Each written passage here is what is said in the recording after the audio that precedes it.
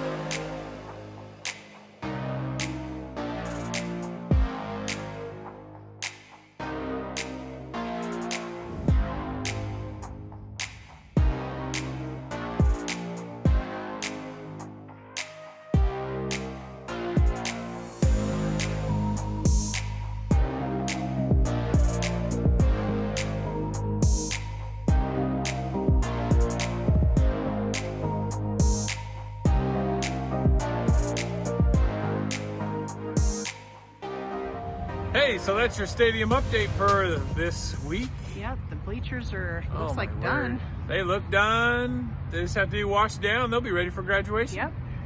And man, it's so close to being finished. By the time we come through graduation this week, it'll look great. Yep, so it's... And we'll do a final one next week We'll have after to do one graduation. final we'll video. do one final one next week. So that way we see the end of it. Yes, so very exciting cool. progress. We're looking forward to graduation Friday night with the completed Yes. stadium construction project. I know. This is amazing. 8 years? Has it been 8 years? It's been 10 longer. years? I don't know. It's been a while. Yes. It's been a while, but this is crazy. Very exciting. It is.